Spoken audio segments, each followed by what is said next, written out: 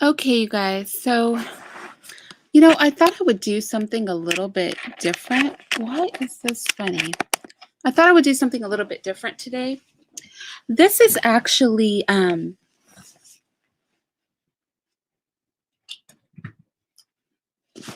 this is actually a lesson that I put together for children. This is actually a lesson that I put together for children to teach them ancient human civilizations. Let me share my screen with you guys. And I know you're probably like, Irene, why are you going to share with us a lesson that you put together for children? But I think that it's going to open up a discussion that honestly, hi here for truth, I don't think a lot of adults really know. Okay, so we often talk about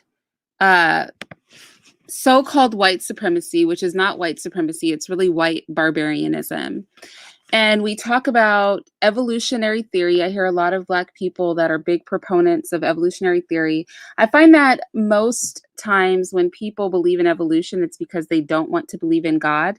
So they would rather believe evolution than believe there's a God, because people have like a negative feeling toward God. But also, a lot of people don't think that there was a concentrated, organized effort to destroy non-white people. A lot of people will say, well, there's not like a secret organization out there. There's not like the white people didn't get together and say they were going to do this thing to Black people. And I'm going to show today, and I put all my sources, I believe, I put all my sources in the description box, haven't I? If I haven't, I will. Hi, Cass. Hi, Paul. A lot of people don't believe that there was a concentrated effort to do this. I'm going to show you, historically speaking, using reputable sources, that there was a concentrated effort to spread white culture, to overtake the earth, and to destroy and kill off non-white people, okay? And I'm going to start this with evolution, because the theory of evolution is the blueprint for white people to take over the planet. And I know you're probably like, Irene, yo, you're bugging, you're crazy. Like, no, evolution is not how white people chose to take over the planet. But if I can prove that to you today, if I can prove to you historically that Charles Darwin and evolutionary theory were used as the blueprint for white people to overtly destroy everyone that was not white, then hopefully it will change your attitude toward not just evolutionary theory, but also the type of war that we're in. Okay, because I know a lot of people think I can be extreme. So let's talk about the type of war we're in. I'm going to breeze through this until we get to the good stuff. But evolution, as we think about it, there are two types of evolution, right? There's micro, and again, this is a plan I put together for children. And I'm not saying y'all are children, but I'm saying that sometimes our young ones are being taught better than we were taught. So I guarantee you today, I'm going to say a lot of stuff you've never heard, okay? So just bear with me through the first 3 slides, and then we'll get to the things that I know you guys don't know, all right? So microevolution, we can measure, we can demonstrate, we can reproduce it, okay? Microevolution is something that we use genetics and mathematics to be able to determine. It's a change in alleles. We see this with farming, right? Where we change plants, we select for different leaves and things like that. We see this with animals, where we select for long tails, short tails, big or small. All dogs are dogs, but they all can look very different. Macroevolution is the idea that you can start with like a amoeba and end up with a horse or a person or a cow, right? You start with one thing, you end up with something totally different. This is illustrated here Macroevolution, you have this little single-celled or simple organism that turns into a crustacean, that turns into a fish, that turns into a lizard, that turns into a land-walking mammal, that turns into us, right? Microevolution, what we see all the time, nobody can say this does not exist because we can reproduce this and measure it quite easily. You have foxes, you have wolves, you have poodles, chihuahuas, you have all these things, but they're all just the same animal. So let's talk about the origin of species, right? This is where we're going to start to have some interesting conversations. Everybody has heard of Charles Darwin and the origin of species, okay? So the origin of species, by now we all know that the original name was the origin of species by means of natural selection, and natural selection is very important in the white agenda, or the preservation of favored races in the struggle for life. Okay, this was written by Charles Darwin. Everybody knows this. A lesser known book that fewer people have read was his follow-up to Origin of Species, in which he explicitly stated what the theory of evolution was for. That book was called The Descent of Men.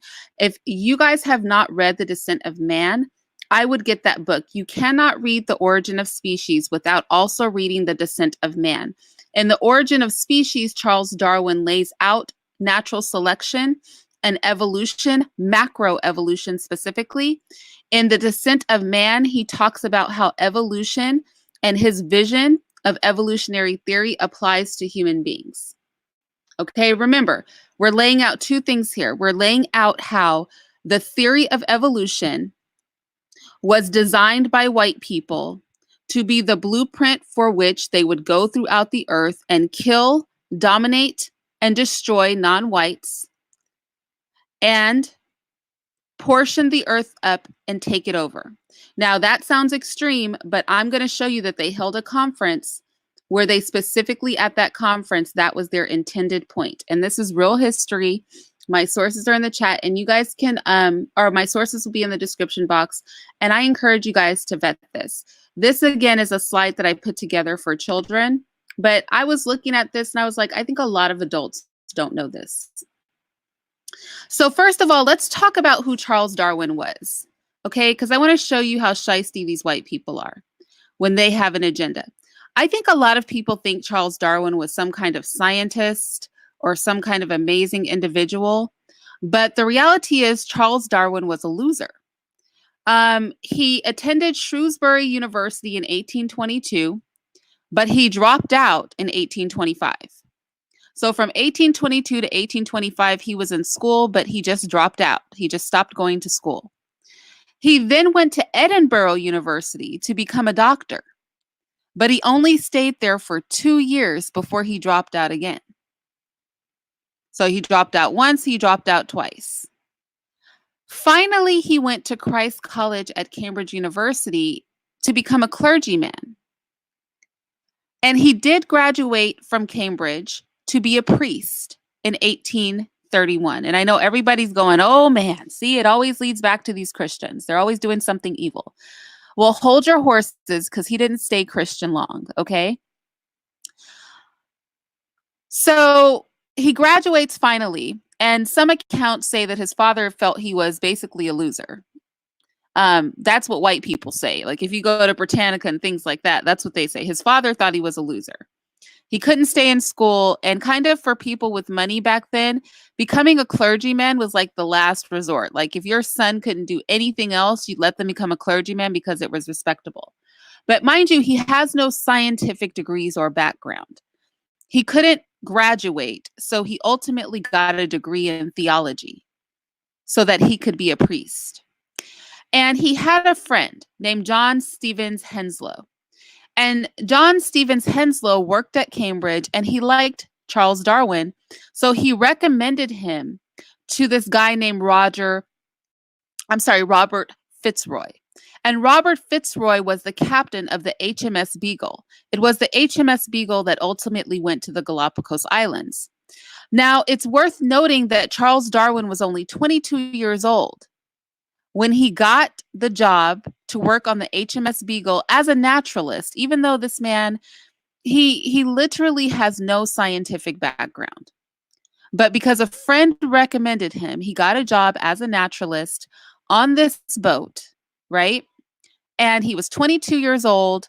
And in 1831, now I want you to keep this timeline because this timeline is important. It's 1831 at this point. Before 1880, these white people are going to be out in the world killing Black people. So really mark this timeline. At 1831, a 22-year-old Charles Darwin hops on a boat with no scientific experience to be a naturalist. So the Beagle was on the ocean for 5 years, but Charles Darwin was only in the Galapagos Islands 5 weeks. 5 weeks. So you have a 20-something-year-old man with no background in the medical field or the sciences, who is supposed to be being a priest on a boat in the Galapagos Islands for only 5 weeks. This is the history of evolution and evolutionary theory. He's on this boat in the Galapagos Islands for only 5 weeks. This is 1835. At this time, he's now 26 years old. Remember, he's 22 years old when he gets on the boat. He's 26 years old by the time he hits the Galapagos Islands. And he observes something very valid. He observes microevolution, right? Because the devil always has to mix a lie with the truth. So he observes microevolution. We've all heard this story in school. He looks at the finches, their beaks and their feather colors are all different. There's some things about the wingspan. And he observes a couple of things. Number one, different individuals in a population have different morphologies, physiologies, and behaviors. In other words, they have different phenotypic variations. So you can have a population of a living thing, in this case, birds, and they can look different. Different phenotypes have different rates of survival and reproduction in different environments. So because this is going to be applied to people. This is what Darwin really ends up doing. But right now, we're talking about birds. You can have the same animal that looks different phenotypes, right? Phenotypic variation. You can have, because of how they look, different fitness, okay? The phenotype has something to do with the fitness of the animal. This is what Darwin observed. And that fitness is heritable. This becomes really important as we talk about what a racist he was. He called the differences among the species natural selection, which is caused by heritable traits, competition between individuals, and variation of traits. And you're going to go, oh, Irene, we already learned this in high school, college. That's fine. But let's go on to how this applies to people, right? Because when you're taught natural selection and evolutionary theory and survival of the fittest in school, they try to act like this is about animals. But I'm about to show you that this was never really intended to be about animals. I mean, they were talking about people were animals, right? But white people used, and the theory of Darwinic thought was developed so that they could kill and overtake other people. And I'm about to prove this right about now. So Charles Darwin up here with the big beard, that's Charles Darwin. And this man with the bald head, well, they both have bald heads, but this man at the bottom is Alfred Wallace. Many of you may not have even heard of Alfred Wallace, but when we talk about natural selection is actually the brainchild of Alfred Wallace, right? So Charles Darwin and Alfred Wallace are the fathers of evolutionary theory, macroevolutionary theory. Remember, there's two types of evolution when we talk about organisms. There is microevolution. We use that for farming. We use that for dog breeding. We see microevolution all the time. People love it. We exploit it. Then there's macroevolution, that one thing becomes something totally different. So these two men are the fathers of macroevolutionary theory. So The struggle for existence is a process where preferred variations are selected to ensure survival and reproduction of subsequent generations. This includes competition for mating experiences. And that really explains why, as Europeans were going throughout the earth, they would rape the women, right? Because that is part of the struggle for existence.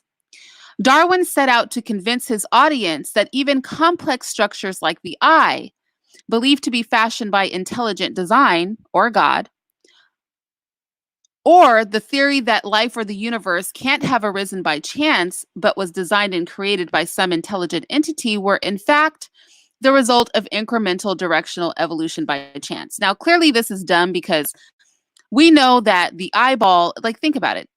There are trillions of animals on this planet who have an eyeball. They all have eyeballs. Evolution dictates that every single animal's eyeball accidentally developed by itself just by chance. That means every bug's eyeball developed individually, every animal's eyeball developed individually, all the fish, all their eyeballs developed individually. And if you think that accidentally over a trillion eyeballs just developed by themselves, you would have to be a fool. But you would have to be a bigger fool to think that every cell, every limb, every hair, every plant, right, on this planet just accidentally by chance developed. But that's what Darwin sought to teach people. And he partnered together with 3 other guys. So when we talk about evolution, we always talk about Charles Darwin, but it was actually 4 people. It was William Graham, this first guy right here, the middle guy, Walter Bagehot, and then we had Herbert Spencer. These, along with Darwin, are the 4 of natural selection, macroevolutionary theory, and the idea of survival of the fittest. So let's talk about how human beings are animals, because it was really important that there not be a God and that human beings be animals in order for this to work for them. So the theory of evolution, or Darwinism, dictates that human beings are animals. Homo sapiens are animals. And the singular member of the subtribe, hominina. So according to evolutionary theory, hominina is part of a larger family of hominids. And those hominids are all considered the great apes. So people are technically part of the ape family, the great ape family. That is what white people say, okay? That's what Darwinism. Now we're going to get to why they said this. Since we are animals, it follows that the same rules of macroevolutionary theory, this survival of the fittest, struggle for existence, natural selection, it applies to people. So there's a little fancy thing they like to call social Darwinism. Now, social Darwinism used to just be good old-fashioned Darwinism. But see, white people, now that, Black folk can read, they want to change it to make social Darwinism like it's different from regular schmegular Darwinism. But I'm going to prove that social Darwinism is the original Darwinism. That is what Darwin believed in. And socially says that weak humans are diminished and their cultures delimited. So if your culture is delimited, that means that you replace a group's culture with your culture, right? And weak humans are diminished. How do you diminish them? You kill them. Strong humans, they grow in power and cultural influence over the weak. So if you're a strong human being, your culture's influence will be dominant over the weaker cultures. And that human society is ruled by a struggle for existence that is dictated by survival for the fittest. Okay? Herbert Spencer, as I mentioned before, he coined the term survival of the fittest. And followed by Walter Bagehot and William Sumner, they all argued that the process of natural selection acted on the variations of human beings. Ultimately, only the best human competitors would survive and the human population would be improved. They believed it was through that process that human societies evolved. So, mind you, again, we're talking about the fathers of evolutionary, specifically macroevolutionary theory, the idea of natural selection and survival of the fittest. And I want to talk about what these men believed because we're going to talk about what all of Europe got together and agreed upon based on these theories. And when I say all of Europe, I'm going to name the specific countries and the conference they had where they got together and decided they were going to go about the earth and kill and take over the planet. Because that was a real thing that happened. So for everybody who thinks that this is not a concentrated plan by the European, everything that has happened with colonialism, I'm going to show you that these Europeans got together and agreed to go about the earth killing people and taking their land. They got together and they agreed to this, and they agreed to it based on evolutionary theory. Sir Charles Lyell wrote in a 3-volume book called The Principles of Geology, being an attempt to explain the former changes of the Earth's surface by reference to causes now in operation. I know that's a long title, but you guys need to get this book. Let me again, because this book is the basis for the geology used to tell us how old the Earth is. See, white people are vicious. A lot of people are going to say, see, Irene is Christian, but mind you, I haven't said anything about God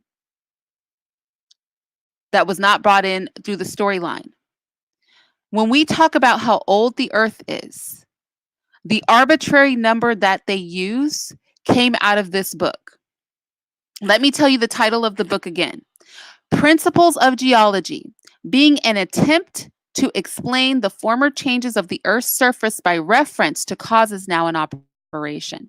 That is what Charles Darwin used. It was a 3-volume series. Charles Darwin, in his 20s, read 2 of the 3 books from this series. The book was designed to undermine the Christian account of intelligent design. And Charles Darwin, used that book's geological skill as an account for the gradual evolution of plants and animals. So if you ever wondered where the idea that the Earth is billions of years old came from, it came from Sir Charles Lyell and a book that he wrote in the 1800s. That is where it came from. And Darwin took the geological skill from that book and he used it to justify his theory of evolution.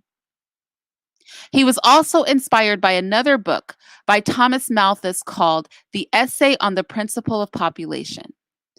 And from that point on, in 1859, he published The Origin of Species. So let's be clear on the timeline here. Okay? I want to be clear on the timeline here.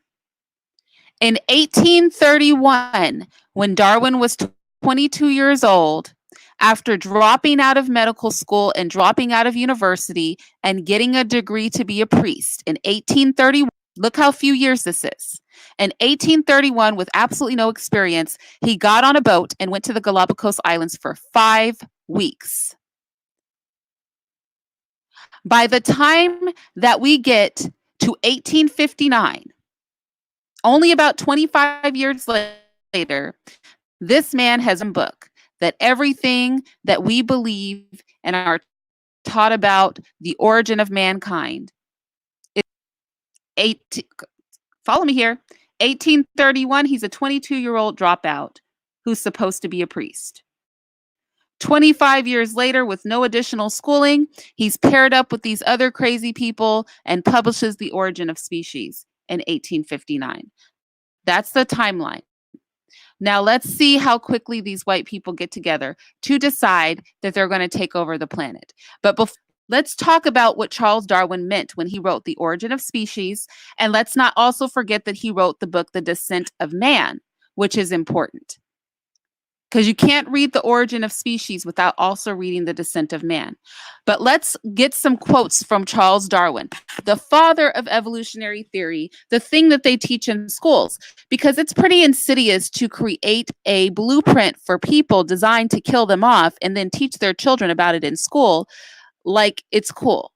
This is a major problem that I have. So here goes Charles Darwin. This is a quote from Darwin. At some future point, not very distant as measured by centuries, the civilized races of man will almost certainly exterminate and replace throughout the world the savage races. At the same time, the anthropomorphosis apes, as Professor Schaffhausen has remarked, will no doubt be exterminated. The break will then be rendered wider, for it will intervene between man in a more civilized state, as we may hope, than that. Oh, did we lose it? Hold on, you guys. Let me share my screen with you guys again. I'm sorry about that. I do not know what happened. But I want to get to these quotes while I'm opening up my PowerPoint again. I want to get to these quotes because you guys again.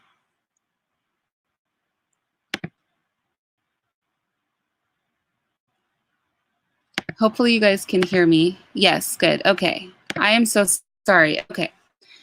Let's just jump back into it. Okay. So what we're trying to do is establish that there is a concentrated plan that was well thought out by Europeans to go throughout the world and kill and conquer non-Europeans and force their culture on them.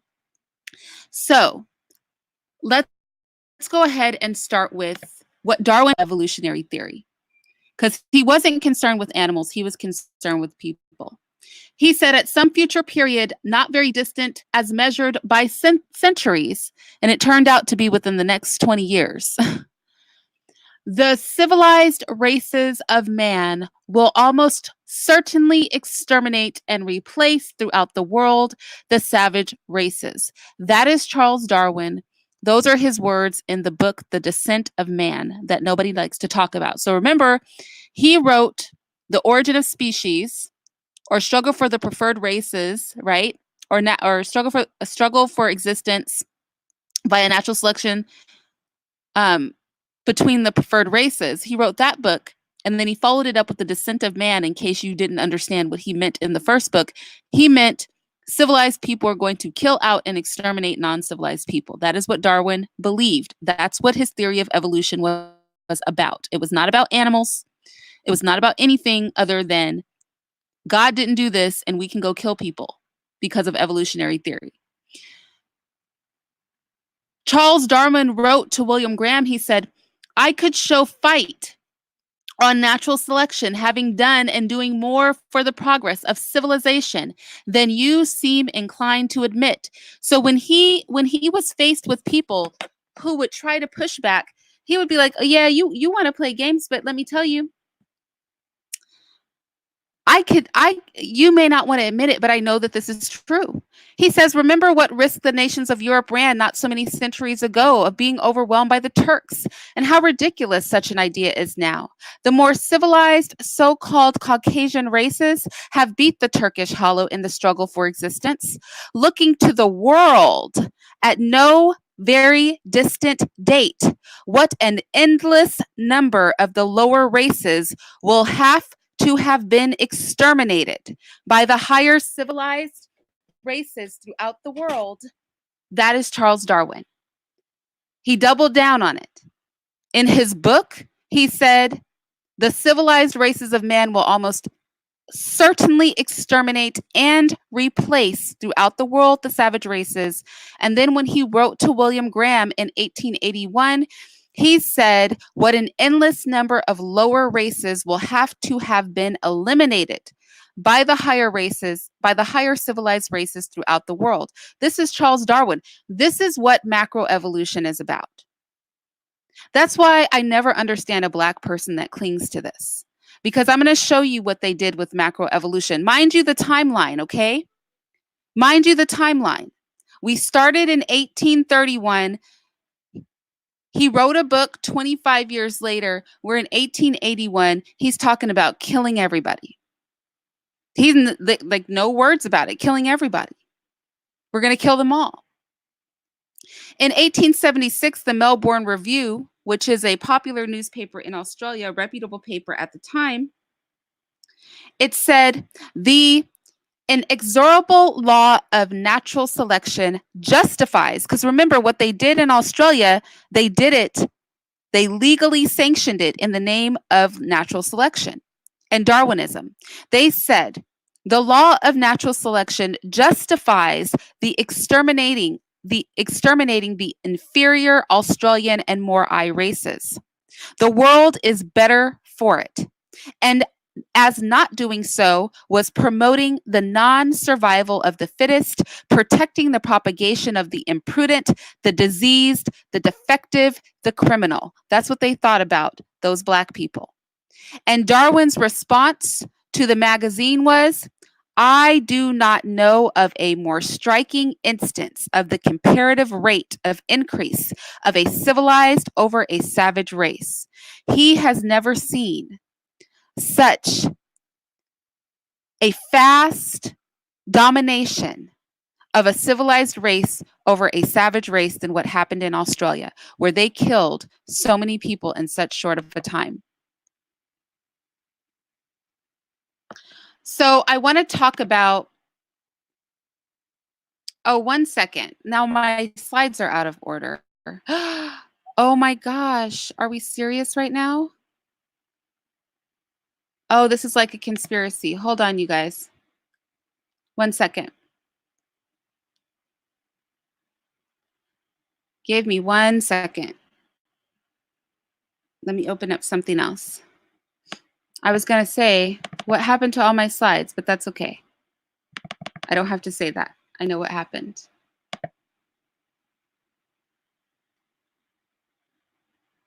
It was the wrong one. So let me open up the correct one and share it with you guys, because I have 2 of them. So that is when Charles Darwin was talking about the theory of macroevolution. That's what he was talking about. I don't know what they're saying in schools today. You know how white people, they got to cover stuff up. But the audacity of them to be in school teaching this when they know damn well that this was racist. They know that what these people were trying to do. But I want to show you how it's not just Darwin's quotes or the quotes of his cohorts, right? I want to show you how the entire continent of Europe got together to have a meeting to talk about killing non-white people. They got together and they divided up the world in a conference that they had for 4 months straight. If you don't believe me, I'm going to give you the name of the conference. You can look it up yourself. And they decided they were going to go out and kill people. So when we talk about there's no conspiracy, there was a whole conspiracy. Like in a very literal sense. I don't think that we fully appreciate what really went down. What these people really got together and did. So about the Berlin Conference, okay? The Berlin Conference. How many of you guys have heard of the Berlin Conference? I'm just curious. Yeah, I agree, B1 for life. The savage calling other people savage. That's amazing, right? How many of you have heard of the Berlin Conference? Has anybody heard of it?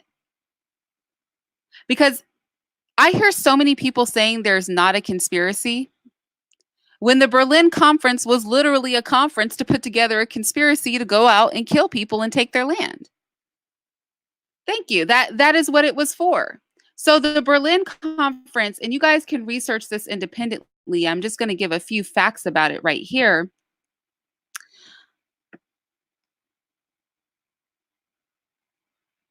The Berlin Conference spanned almost 4 months of deliberations. From the 15th of November, 1884 to the 26th of February, 1885. Otto von Bismarck, who is this man in the picture, who was the German chancellor at the time,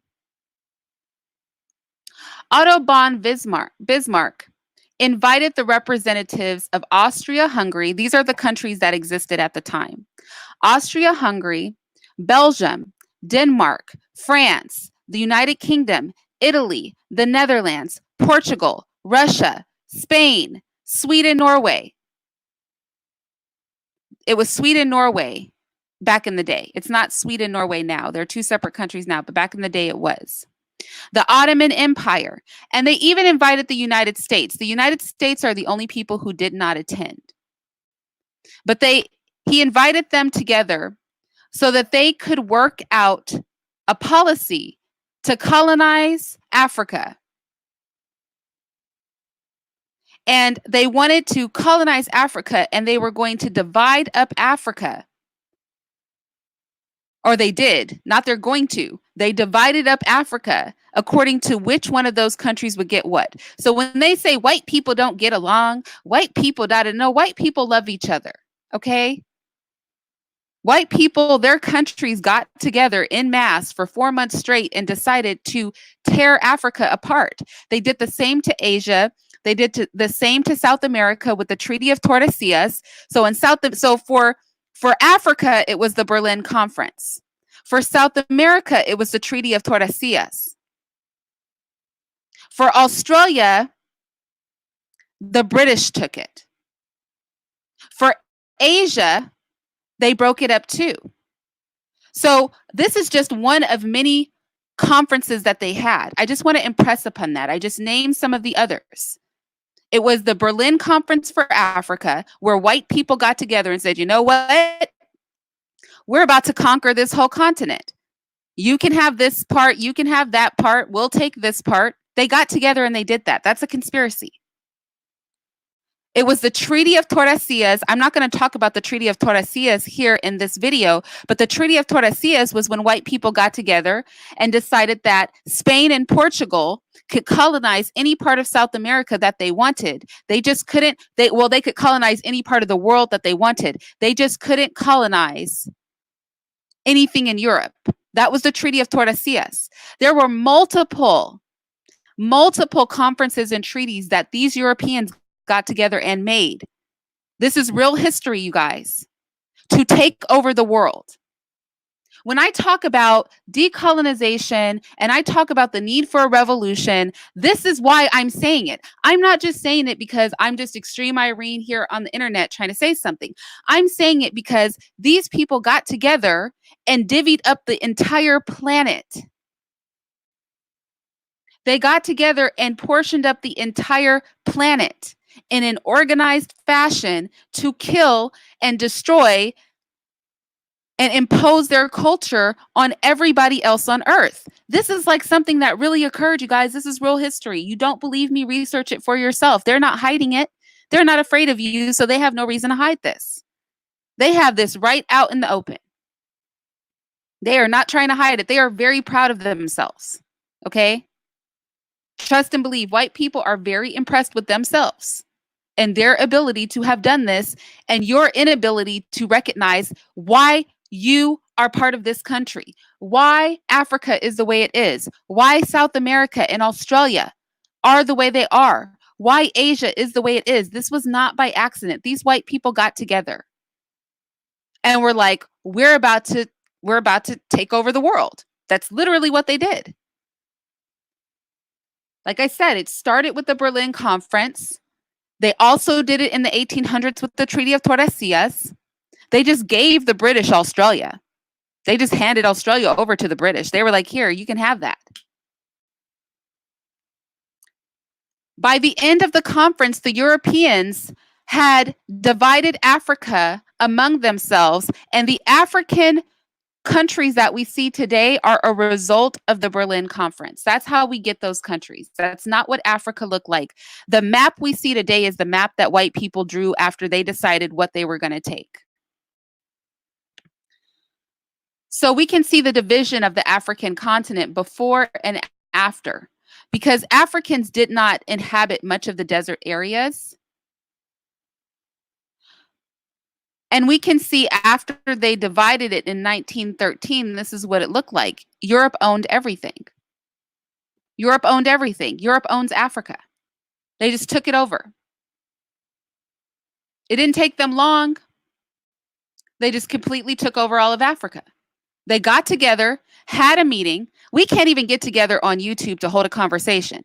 These people got together, had a meeting, and went out and just started killing people and taking their land. You see what our problem is? Is that we don't respect the game. We don't respect the game, y'all. We don't respect the game. You guys think we're playing a different game. We're not playing a different game. But I know you guys are going to go, oh, Irene, that's so ancient history. That's so long ago. But no, I'm going to show you how this moves right on up into modern history. And again, this is a slide I prepared for children. Now, again, I'm not calling you guys children. I'm just saying that I put this together for kids. Because before I was willing to talk about ancient human evolution, I really felt that I had to talk about exactly what macroevolution was. That macroevolution was created by a man who had no education. Remember, Darwin was a 2-time dropout from school who got a degree in theology so he could be a priest in the Church of England.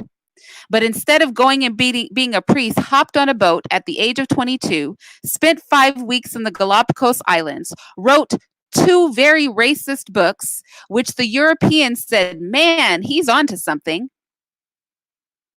Let's use his bogus ass theory from this uneducated man to justify going out and killing everybody on the planet.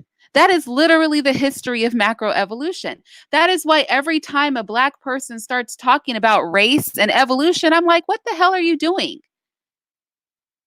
Do you know this is just some shit white people made up? This is something that an ignorant, uneducated white man made up, and then white people got together and said, you know what, this could work for us. We could use his theory of evolution and natural selection from this uneducated, non-scientific, 20-something-year-old idiot. We could use this shit that he wrote to go kill people. This is literally the history of macroevolution and race, which is why I don't understand when Black people cling to this and try to blackify it. How you can't blackify this. This is all their shit. This is all them. This is all them. This have anything to do with us. We cannot slap a Black face on this life, okay? This mess is 100% European. Am I sharing my screen with you guys? Because it doesn't look like I am, even though it says that I'm sharing it. Oh yeah, I am. So what am I looking at? Why can't I see my own screen? Hold on. Okay, there it goes. All right. So let's talk about the implementation of, okay, so again, I want to say that back in the day, this was just Darwinism. But now that white people teach this to Black people, they try to make it like social Darwinism is different than regular Darwinism. But you and I just heard Darwin say, go out and kill all the lower races.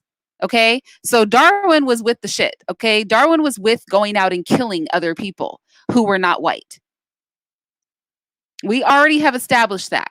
But let's call it social Darwinism, because that's what white people like to call it now. Because when they teach it to your Black children in school, when they teach it to non-white children in school, they can't teach this part of it. So if anybody finds out about this part, they'll go, oh, that was just social Darwinism. They were tripping. No, they weren't tripping. Darwin himself said it. Darwin himself said, it's not going to be too long before we get out there and start killing these people. We're going to exterminate them. He used the word exterminate. If Charles Darwin said it, we can't really separate it, but I'm going to call it social Darwinism because that's what white people like to call it when they want to trick you into thinking that evolutionary theory is different than what these people were doing, even though the father of evolutionary theory said he foresaw them going out and exterminating the lower races. So Darwinism is rooted in the idea, and I'm just going to take out social because you know what? It's just Darwinism.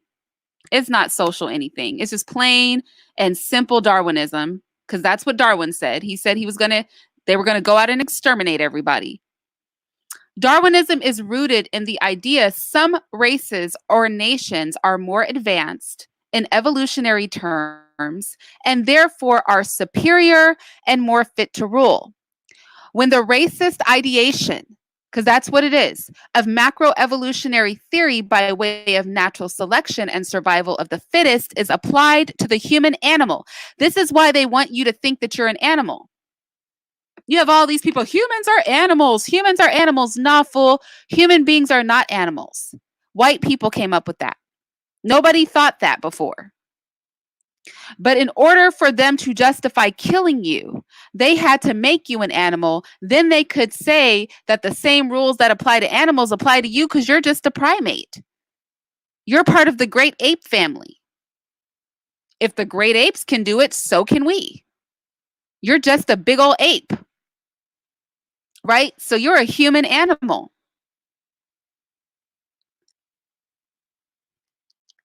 So the first wave of implementation of survival of the fittest and natural selection was imperialism. Imperialism is European expansion, and they used tyranny, racism, eugenics, and social inequality to expand. Why did they do it? Because Darwin said, we're going to go out and exterminate everybody. You heard Darwin. We're going to exterminate the lesser races. So if Darwin said it, you know what? They got together and that's what they decided to do. Remember, at the Berlin Conference with the Treaty of Tordesillas, with all of those things, that is what they decided to do. Imperialism was intended to ensure the progress of humanity that Charles Darwin promised in his theory of evolution. That is what imperialism was. The expansion of the European empires was not designed to be a solely geostrategic move. They were not just trying to acquire land. They were trying to change culture.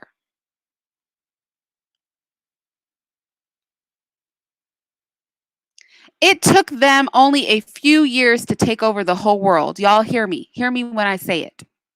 From 1880 to 1914, that is all the time it took white people to take over the planet. That is amazing. Y'all, this is crazy. They took over the earth. These white people, Darwin, that's why I said, pay attention to the timeline. You have to respect this. You have to respect the game that they have played and get on the board and start playing this game. Darwin in 1831 was a 22-year-old dropout who was trying to be a priest. This man wrote a book. And by 1880, these motherfuckers had got together and decided that they were going to take over the earth. They had a conference called the Berlin Conference and were like, we're about to chop this stuff up. Darwin was like, we're going to go out and exterminate them all. That's what Darwin said. We're going to exterminate all of them, all the lower races, dead. And by 1914, these crazy fools had done it. By 1914, they had taken over there's only so many continents, y'all. There's 7 continents. You had white people in America. You had white people in South America. You had white people taking over all of Africa. You had white people take over Australia. Nobody can live in Antarctica. Europe was already white. And you had white people up in Asia. Y'all, that's all the continents. From the time Darwin was 22 in 1831, by the time it was 1914, these white people took over the whole earth. These fools got together and had a 4-month conference and went forth and just started killing people and taking over the planet. That is what when I say decolonize, I'm talking about undo this shit. That's what I say when I talk about revolution. I'm talking about, can we undo this? It didn't take them long to accomplish it, but they have managed to keep it that way for so many generations. This mess is insane. The timeline of it all. Thank you, Naniki, and everybody else. I appreciate it. But the timeline of it all. Well, CK, ZCKW, why do you have such an incomprehensible name? He stopped being a priest. He threw out the Bible after he read a book.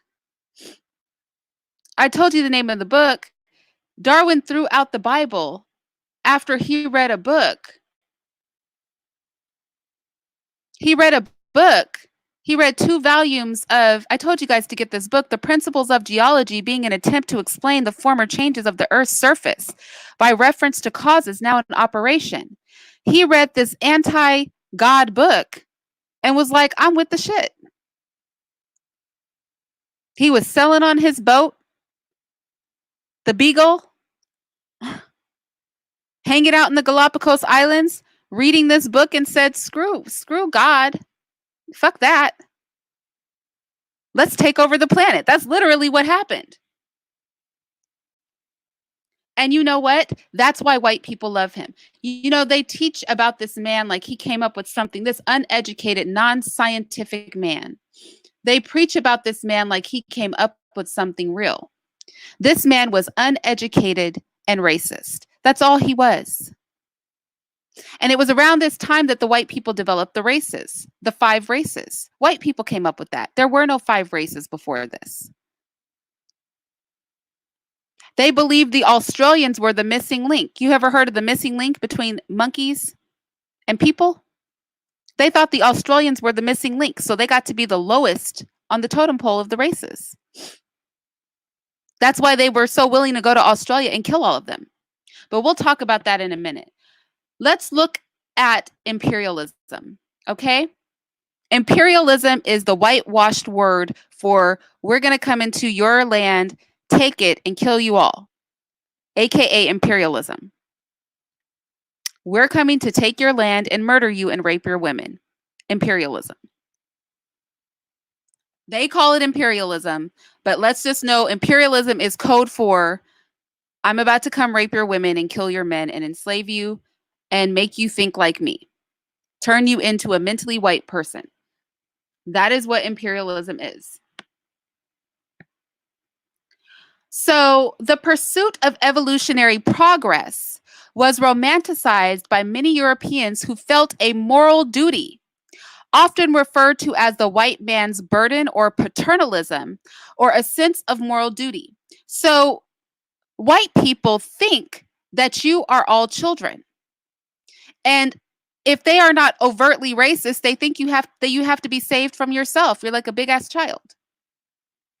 We must save them for ourselves. So the ones who aren't violently racist are just condescending as hell. John Ruskin, another one of their favorite people from Oxford University, he said there is a destiny before us. Okay, so we heard some of them just want to kill everybody, right? Darwin, he's like exterminate them all, right? Him and his 3 amigos are like, let's kill them all. Then you have the white people that feel like, oh, these are like stupid babies. If we don't take them over, they're going to just die. They can't survive without us. He said, there is a destiny before us, the highest ever set before a nation. A nation, by nation, he means white people. To be accepted or refused. We are still undegenerate in race. White people are undegenerate in race, he said. A race mingled of the best northern blood. We are not yet dissolute in temper, but still have the firmness to govern and the grace to obey. Make your country, for all the world is a source of light, because they're fixed on world domination, you guys. But there's no conspiracy. No conspiracy to see here. Nothing to see here. There's not a conspiracy to take over the world. That's just y'all being paranoid. Make your country for all the world a source of light, center for peace, a mistress of learning, the arts, faithful guardian of time and tried principles. This is what England must do or perish. She must found colonies as fast and as far as she is able, formed of her most energetic and worthiest men, seizing every piece of fruitful waste ground that she can set her feet on, and there teaching those of her colonists that their chief virtue is fidelity to their country. Does that sound familiar? Fidelity to your country? Romanticized. Everybody's heard of the white man's burden, right? We've all heard of the white man's burden. We all have heard of the white man's burden. But let's look at the poem. I don't know how many of you guys have read The White Man's Burden, but this is a crazy ass poem, okay? Rudyard Kipling wrote this. This is how they romanticize killing people who aren't white. Take up the white man's burden. Send forth the best ye breed. Go send your sons to exile, to serve your captives' need, to wait in heavy harness, because it's such a hard job taking over the world. This poem is about them taking over the world. That's the white man's burden. I'm not even kidding. That's what the poem is about. On fluttered folk and wild, your new caught sudden peoples, your new caught sullen peoples. You caught them like an animal. Half devil and half child. Half devil and half child. That's you. You're half devil and half a child. Take up the white man's burden, impatience to abide, to veil the threat of terror, and check the show of pride. By open speech and simple, and 100 times made plain, to seek another's profit and work another's gain. Take up the white man's burden, and reap his old reward, the blame of those ye better. He said they're going to blame you. This poem is a stone cold trip. He said the blame of those ye better. You're better than them, and they're gonna blame you for trying to do something. They're half devil, half child, and when you take over and start ruling them, they're gonna blame you like you're the bad guy. This fool actually wrote that in a poem. That's why when you guys are complaining, white people are rolling their eyes, because this is a white man's burden. Like, damn, y'all, you savages, you half devil, half children people, shut up. You're always blaming us. He wrote it in a poem. This poem is, I promise you, this poem is one of the most hilarious poems I have ever read, because this man is dead serious right now. He said the blame of those ye better, the hate of those ye guard. He said they're going to hate us. These old half devil, half child people, they're going to blame and hate us. And all we're doing is bearing the white man's burden. It's such a burden. Going out into the world, taking over shit, trying to do good, and these people just hate and blame you all the time. This is literally the freaking poem, y'all. This poem is a trip. This is a trip. He said, the blame of those ye better, the hate of those ye guard, the cry of hosts ye humor, slowly to the light. Why brought ye us from bondage, our loved Egypt night? Take up the white man's burden, have done with childish days, the lightly proffered laurel, the easy, ungrudged praise. Come now to search your manhood, though all the thankless years, because you know we's thankless, okay? We's is some thankless people. All the good stuff white people have done for us, we are not thankful.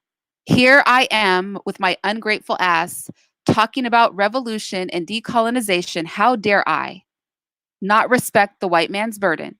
That's what he's talking about. Cold edge with dear brought wisdom, the judgment of your peers. Again, I don't say all white people are evil. I'm just saying when white people get together, have a conference, and decide to take over the earth, it's hard to not have conversations about revolution and decolonization without pointing at white people. If you guys want credit for being successful at taking over the world, which you did that, you did that, white people. Y'all, you did it. I can't take it from you. You guys got together. You had a meeting. You huddled for 4 months. You're like, we're going to take over the world. And you did it. By 1913, y'all, you took over the whole planet. I cannot hate on that. But then you can't hate on me saying decolonize. You can't hate on me talking about revolution. I mean, if you guys can get together and agree to take over the whole planet, surely I can make one YouTube video about revolution. I mean, fair is fair.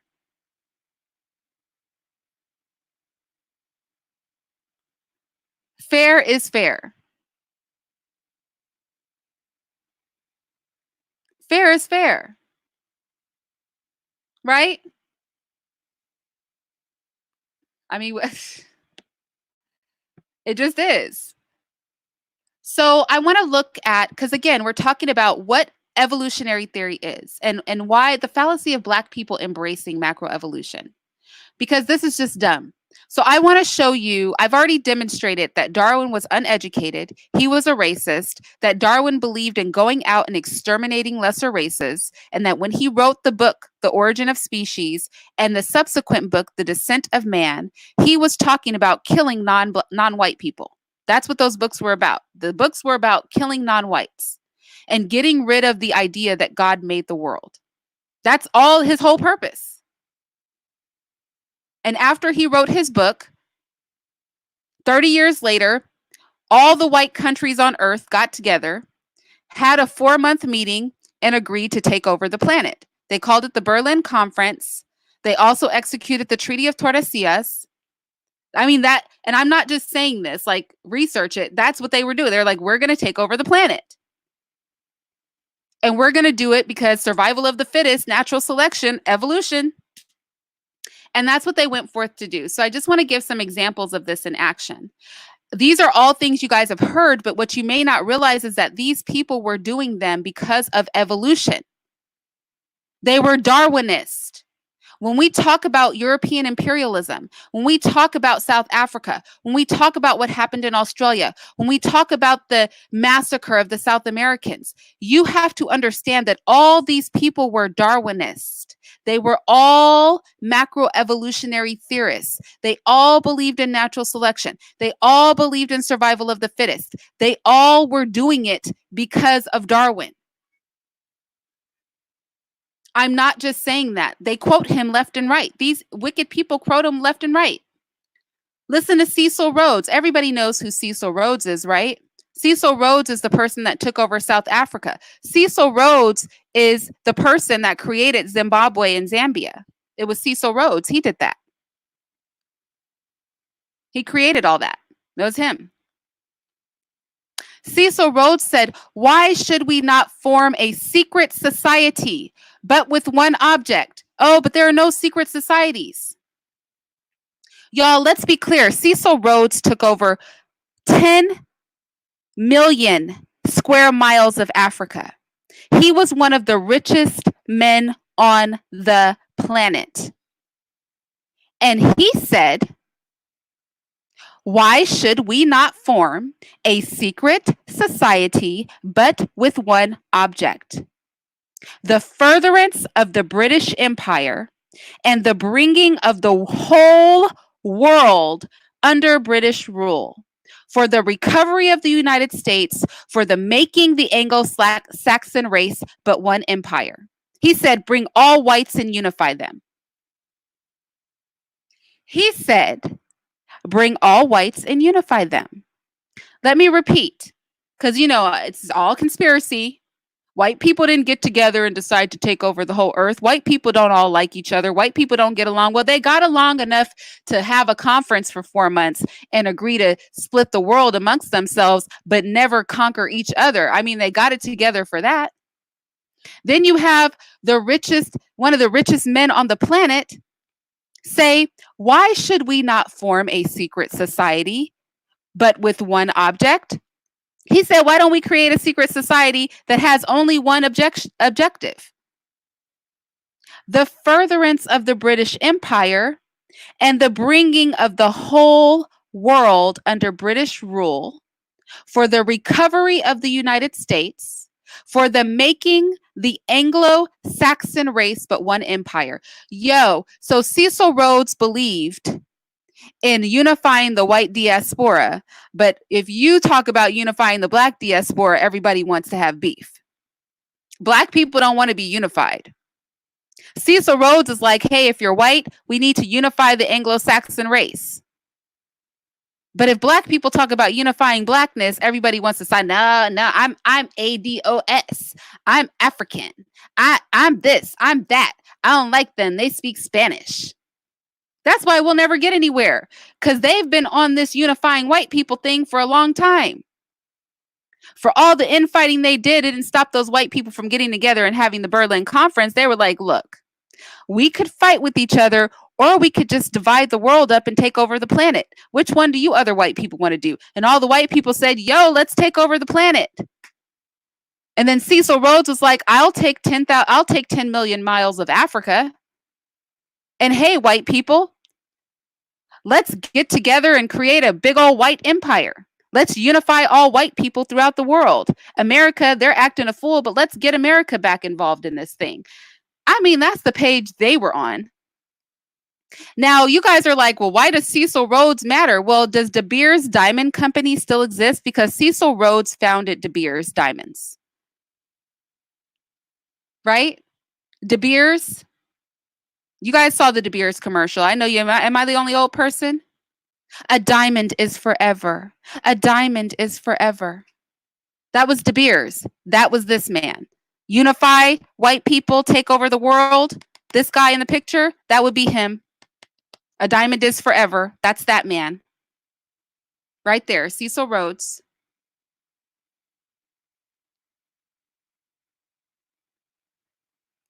Okay, let's see what else Mr. De Beers, A Diamond is Forever had to say, who owned 10 million square miles of Africa. What else did he have to say? He said, I contend we are the finest race in the world, and that the more of the world we inhabit, the better it is for the human race. It is our duty to seize every opportunity of acquiring more territory. And we should keep this one idea steadily before our eyes, that the more territory simply means more of the Anglo-Saxon race, more of the best, the most human, the most honorable race the world possesses. Cecil Rhodes. That's what he had to say. He said, the more of the world we inhabit, the better it is for the human race. A diamond is forever, De Beers. Get your diamonds. People are like, oh my gosh, Irene, you don't wear a wedding ring. You must not be married because you don't have a wedding ring on. Well, what the fuck do I need one for? You tell me. I don't need to bling bling. Diamonds aren't even rare. De Beers Diamond Company hoards diamonds. They hoard them to artificially drive up the prices. And the founder of De Beers is a flippin' racist that wanted to take over the whole world. The founder of the diamonds, the diamond mines that your diamonds came out of, the man who established those mines, he hated you. But you guys want to side-eye me because I'm not wearing a wedding ring. Like, get the fuck out. Like, please.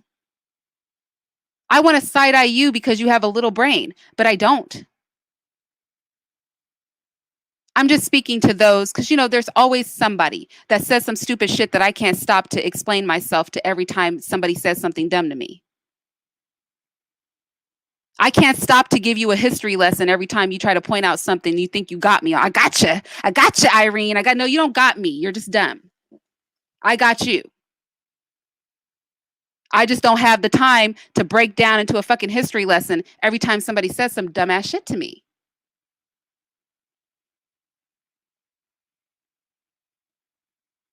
I mean, this is crazy. You're absolutely right, Lindora, because I have a bag of diamonds in my house that I can't do shit with. They're worth like $11 a piece, and they're beautiful. A whole bag of diamonds. That will never be a part of a piece of jewelry because there's just no reason. But this is Cecil Rhodes, A Diamond is Forever. He was one of the richest men in the world. He was the prime minister of Cape Colony, which is modern-day South Africa. He co-founded the De Beers Mining Company, which was responsible for most of the diamond mines on the planet.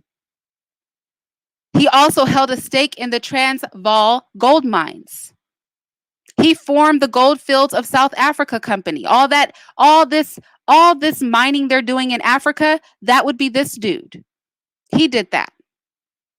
He had a goal of building a railroad from Cairo to South Africa where you would never leave British soil. He said, we're taking over the whole fucking continent of Africa. It's ours. That's the page Cecil Rhodes was on. And he was a Darwinist. Let me repeat that. Cecil Rhodes was a Darwinist. He was one of the people they sent out after the Berlin Conference, where they agreed to divvy things up amongst white people. Remember, every single European country was there except for the United States. The United States is the only white country that did not attend that conference. Yes, Lorraine. Because they uphold these people in our face. They teach our babies about these people like these are good people. They teach evolutionary theory like this is some solid science. When a whole dropout with no degree just wrote a random book that they liked, and they've propped this ignorant fool up. And black people, I will have black people really fight me over evolutionary theory. I mean, even if you hate God and don't want to be Christian, you're going to embrace this crap? Look, I'm not trying to convert you, but even if you don't believe in God, and even if you hate the Bible, why would you choose evolutionary theory? These people were on some other stuff. This is just some shit they made up in 1831. Like literally. They pulled it out their ass. Charles Darwin was a dropout with no degrees who just wrote a book. He just pulled it out his butt. He said, now that I've come up with this theory, we can go forth and exterminate all the lower races. I mean, why would we embrace this as black people? I mean, you don't have to agree with my religious stance, but can we at least agree that this is some bullshit? Can we at least do that together? Can we come together? Come, let us reason together. Can we reasonably conclude that this is BS?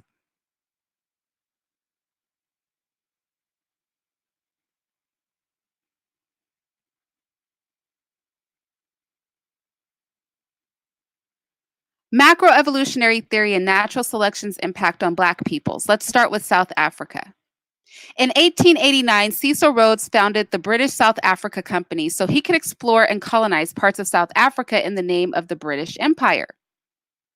Rhodes was a Darwinic racist. He was a Darwinic racist. I forgot an I. Hold on. Imperialist, businessman, and politician. He fathered and founded the apartheid conditions. So when we talk about apartheid, you know how apartheid just ended like 50 years ago? Like 50 years ago? Like it just ended, like just ended, and they're still fighting. Cecil Rhodes, he did that. That was him. De Beers, the diamond is forever Rhodes. He's the one who got it popping with apartheid. He set all those laws into place. Because some people, you're always talking about ancient history. What about today? What about what happened today? Well, you know what? Today is tied to Cecil Rhodes. So we're going to talk about him because since apartheid just ended and you have them down there still getting it popping over land, I think we should probably talk about how that got started. And it got started with white people listening to Darwin, 30 years later, getting together, agreeing to take over the world, and then sending this complete nut job out to South Africa to start killing people and taking African land. So let's talk about it. He started the South Africa Company so he could explore and colonize parts of South Africa. He wanted to explore and colonize parts of South Africa in the name of the British Empire. He was a Darwinic racist, an imperialist, a businessman, a politician. He fathered the foundation of the apartheid conditions in South Africa. During the 19th century,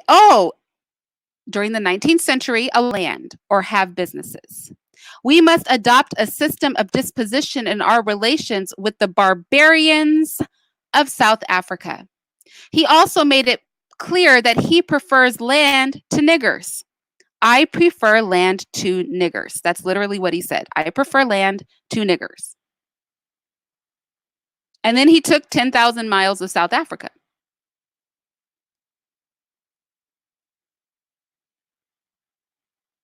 Or a million, I'm sorry. square miles.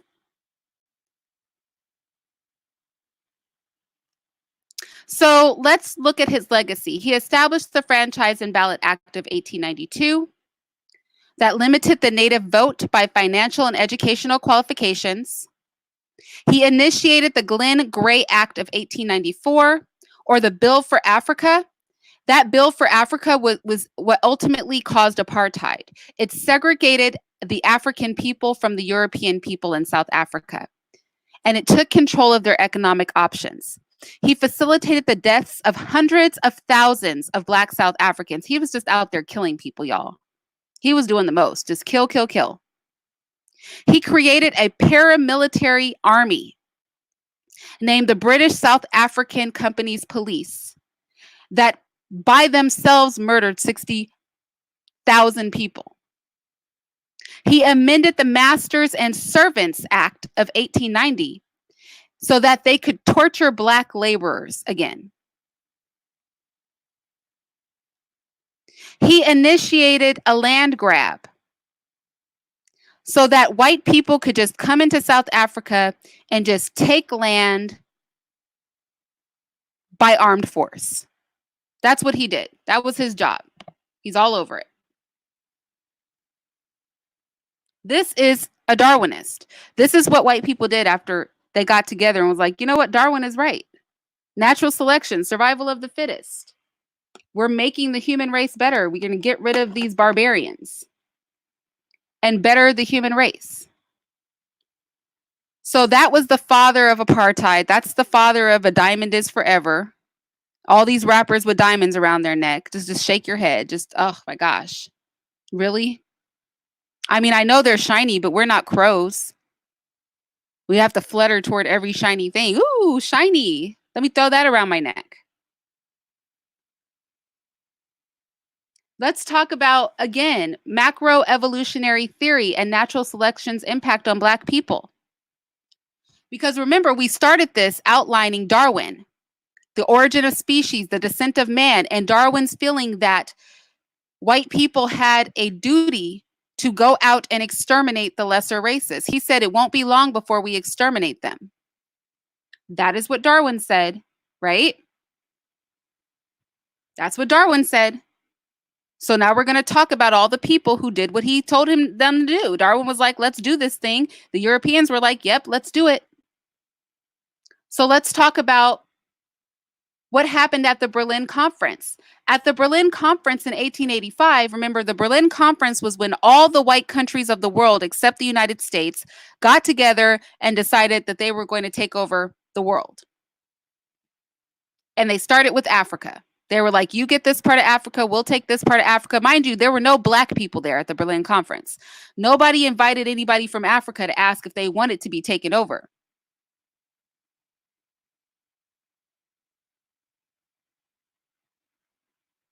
Nobody said, hey, Black people, you want to come and join into this conference while we talk about cutting up Africa? Nobody did that. Nevertheless, at the Berlin Conference in 1885, King Leopold II was granted the exclusive right to privately exploit the Congo. So a lot of people have heard of the atrocities that took place in the Congo.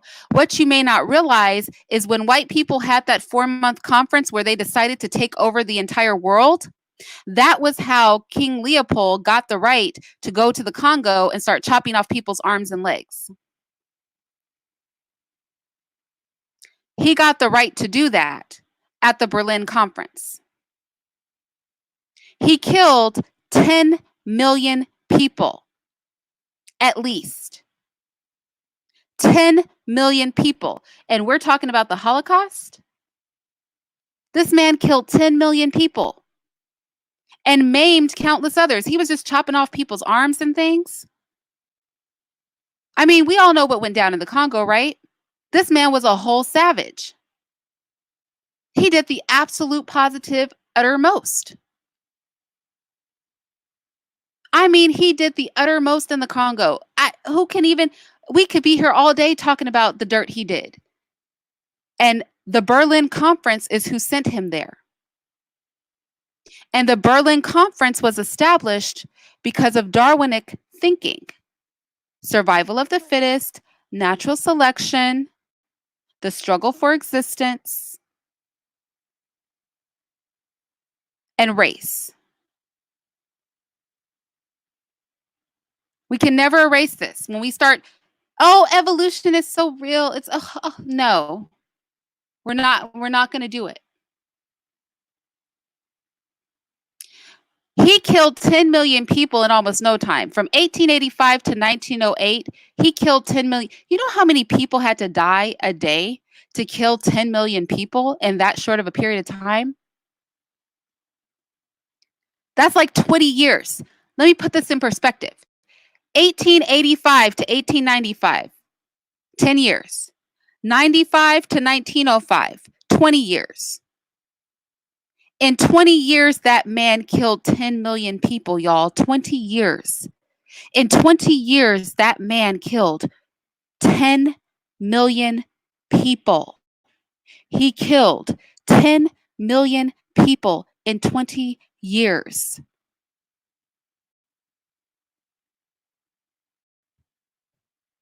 And the Berlin Conference that was put together because Charles Darwin and his three buddies got together and said white people should take over the world and exterminate other people is the reason that King Leopold II was in the Congo. We can never forget why he got there. He got there because of Darwin. And he killed 10 million people in 20 years. I mean, you had to be killing people all the time to get those numbers. This man was killing a lot of people on the daily. I mean, you have to be putting in some serious murder work to kill 10 million people in 20 years. Like, that's no easy feat. I mean, he wasn't bombing them. He wasn't using bombs. He was just killing them with hands, like hands and guns, just killing people. That's old school killing. We could easily kill 20 million people with a good atom bomb now, but you know what? He didn't have that back then. He was like hands-on killing people. I mean, you kill 10 million people by hand in 20 years with your hands?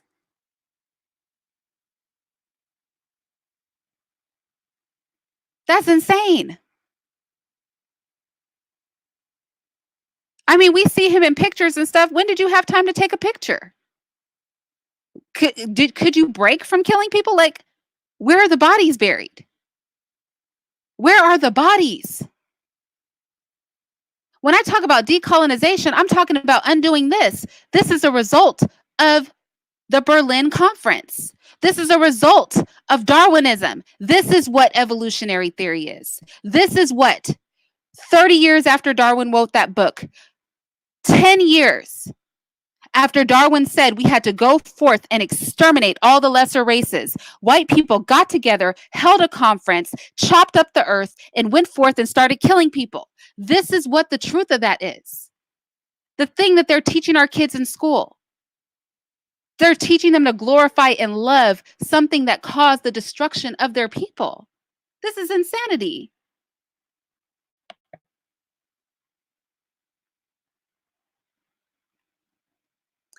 I just wanted to take a break for Woodrow Wilson real quick. This part of my PowerPoint is not done. Remember, I'm putting this PowerPoint together for children, but I'm going to go through what I have. Like this is at this point, we're at the bones of my PowerPoint. Like, I'm going to expand on this for the kids. But I just want to point out that in 1917, because you know how y'all are. Y'all think America is different. President Woodrow Wilson said he wanted to keep the white race strong against the yellow and to preserve white civilization and its domination of the planet. Oh, but our government doesn't believe in white supremacy, quote unquote, right? Even though nothing is supreme about these people. I do not believe in white supremacy. But Woodrow Wilson did. He wanted to preserve white civilization and its domination over the planet. But let me guess. It's all different now, right? That's not what we believe anymore in America. Irene, that's ancient history. Just that's not what anybody believes anymore. I was going to touch on the Aboriginal Protection Act. I'm not going to go there, but suffice it to say, we know the Aboriginal Protection Act was when the Aboriginal Protection Act is when they were killing male Aborigines, taking Aboriginal children out of their home, breeding Aboriginals by 3 admixtures to get a white person. That was all the Aboriginal Protection Act. Charles Darwin said, wherever the European has trod, death seems to pursue the Aboriginal. That's Charles Darwin. He wrote another book. It's called The Voyage of the Beagle. I mean, as long as you guys are going to believe in Darwinism and evolutionary theory, maybe you should read his books. The father of evolution. Just grab The Voyage of the Beagle. Just grab The Descent of Man. Just grab The Origin of Species. Why don't you get to know Darwin, since you guys love evolution so much? Get to know this man. This man is a whole savage. I'm going to skip over Australia, only because, like I said, this PowerPoint is a work in progress. Some parts of it, this part that I'm about to go into is pretty complete. But I kind of reordered the way I wanted to present things. And now, mind you, for me, discussing this is a foundation before I just, because, we live in a white society, right? So I have to prepare children to take tests to say the things that white people feel are correct. But before I can talk about the origin of men, which is going to be the white, what white people say, I need to talk about who says men originated this way and whose history I'm about to teach and what these people really are. And then I can tell you what they say so that you can regurgitate it on one of their tests. But I just could not see myself just busting into like, this is what white people say and not talk about what these white people are really about. So for me, laying this foundation was pivotal before talking about the origins of mankind, because everything I teach from that point is going to be white history. So before I teach white history, I just thought I would take a brief moment to talk about the white people that came up with these theories and what they did with that information once they came up with it. The first couple hundred years after white people came up with these theories, what were they out doing? The men who came up with these theories, what did they have to say? They had to say they were going to kill you. That's what they said. We're going to go out into the world. We're going to kill all these barbarians, all these lesser races. We're going to kill them. Now that we've established we're all animals, and animals, natural selection, evolution, now it's our duty to better the human race by killing off the lesser humans. I mean, evolutionary theory in a nutshell. I know they try to sanitize it and not teach, they're not going to teach all that. They're not going to tell your kids that Darwin didn't have a science degree or a medical degree of any kind, that he was a dropout, a priest turned philosopher. They're not going to tell you that in school. They're not going to tell you that the European nations got together, had a conference for 4 months and decided they were going to take over the world. They're not going to talk about the Berlin Conference. They're not going to talk about the Treaty of Tordesillas, honestly. They're not going to explain how King Leopold got into the Congo.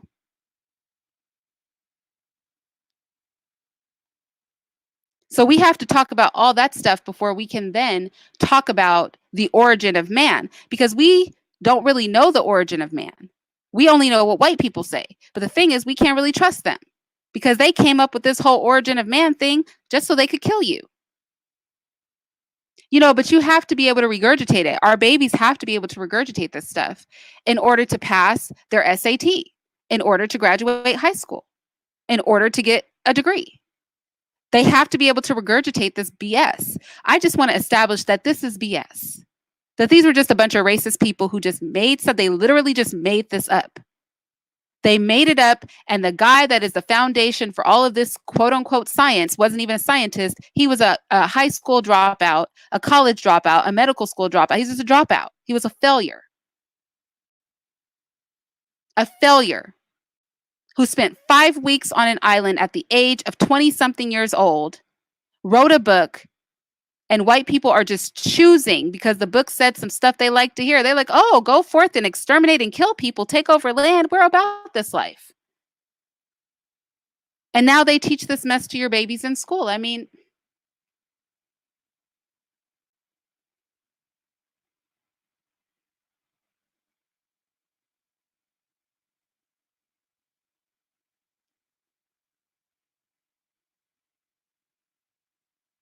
what is disingenuous?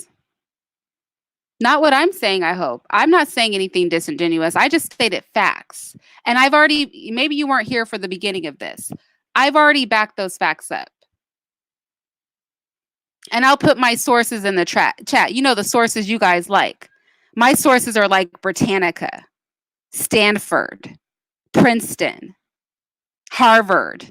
For real, I'm not kidding. Those are my sources. Nobody's gonna dispute anything I say today. Because I made sure this shit was so airtight.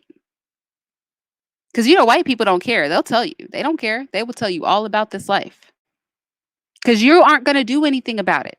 Okay? You're not gonna do anything. They have no reason to hide anything from you. The only reason that we don't know is we don't want to know. Because they're not hiding anything. They're too proud of what they've accomplished to be out here hiding stuff. Okay?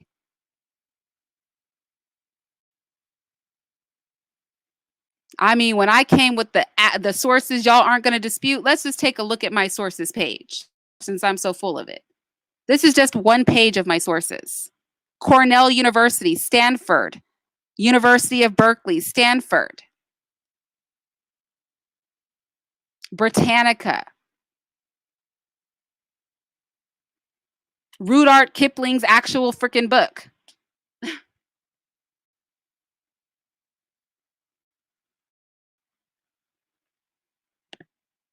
I just want to say, because you know, I can't say anything to you people.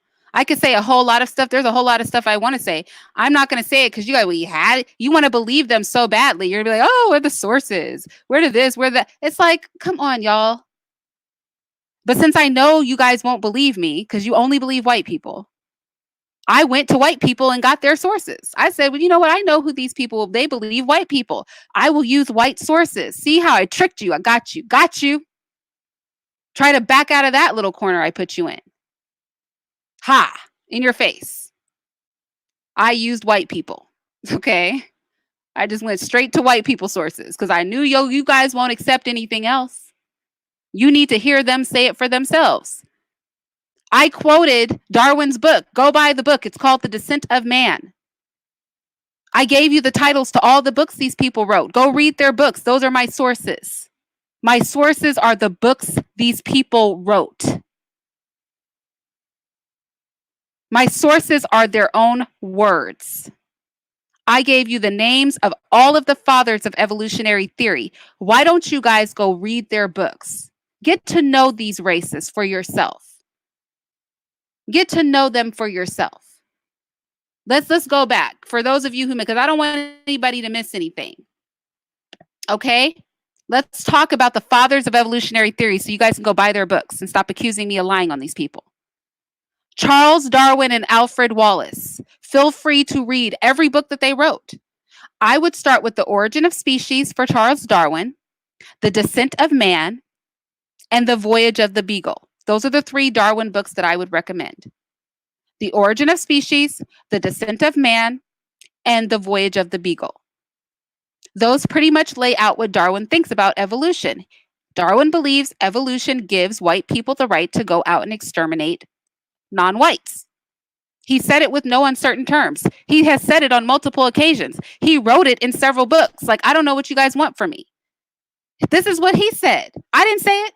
Darwin said it. If you don't believe me, go buy his books because you guys are out here just believing stuff, but you've never read what this man wrote. The Struggle for Existence or Natural Selection, that was Alfred Wallace. Feel free to go read Alfred Wallace's books. Here go the 3 amigos. So you had Charles Darwin and then you had these 3 dudes. William Sumner, Walter Bagehot, and Herbert Spencer.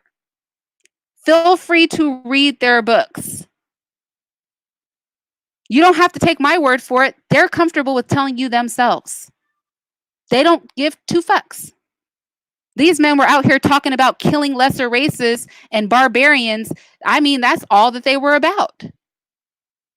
They were about that life. They were talking about natural selection of people, bettering the human race by murdering you. I mean, what do you want from me?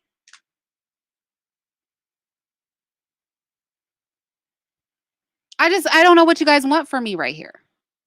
Princeton, Cornell, the books that these people wrote. I mean, what else do you, I cannot provide any more legit sources than that. Read the books these people wrote.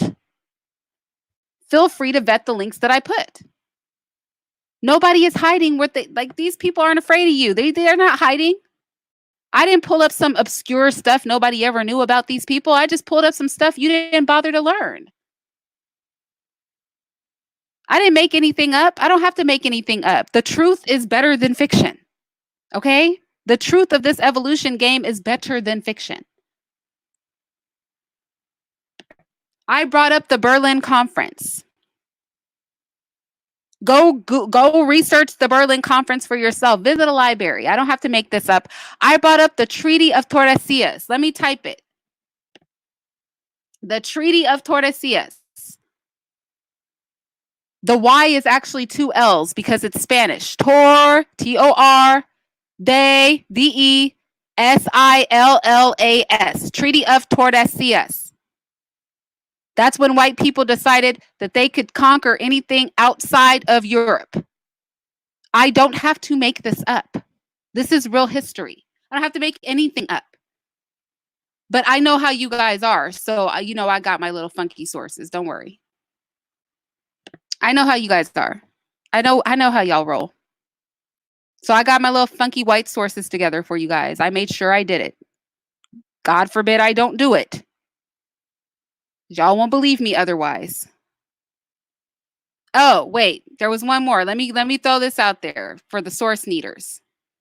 For my fellow source needers, I want to point to another book that I think is important. How They Determined How Old the Earth Was. It's this book here. It's got a long name, so I'll say the name slowly for you because you know you like sources. Principles of Geology, being an attempt to explain the former changes of the Earth's surface by reference to causes now in operation. It was written by Sir Charles Lyell, Lyell. That's another source. Go get that book. That book is what Darwin used to determine the age of the Earth. It was an anti-God book. I'm not just saying that because I'm Christian. It was an anti-God book. He really didn't like God. He was tearing God apart in that book. Don't believe me? Read the book for yourself. You don't have to take my word for it. You know, like reading Rainbow, you don't have to take my word for it. You could just go fucking read. You could just go do that. Another book, An Essay on the Principle of Population by Thomas Malthus. Okay? Because, you know, again, don't let me say something that a white person didn't say. But lucky for me, they're not afraid of you, so they say everything, okay? These white people don't give two craps about you, aren't worried about you. They don't care. They know you're not about anything. So fortunately for me, I could find some nice white, extra white, reputable sources from some extra specially reputable institutions. I can point out the books that they wrote. They don't even care. They keep publishing these books. You can get a 2019 publication of these books. They are very proud of their books. You could buy these books yourself. You could read them, talk about killing you for yourself. Fathers of Evolution. Go forth and kill all the barbarians. You guys can listen to it for yourself. I don't have to misrepresent them because they were pretty freaking flagrant in what they had to say. They just did not care.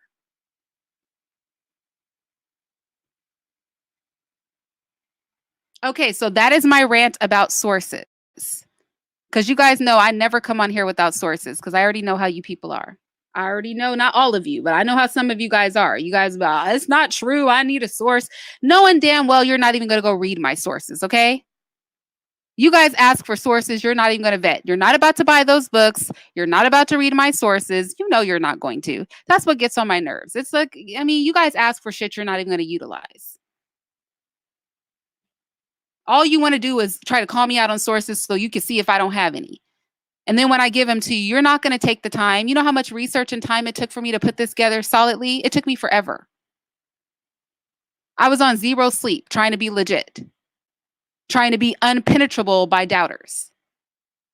Only for you guys to ask for sources that I know you're not going to read. You're not going to buy these books and read them. You're not going to go to the websites. I mean, I say websites, but you're not going to go to Princeton and their website. You're not going to go to Stanford's website.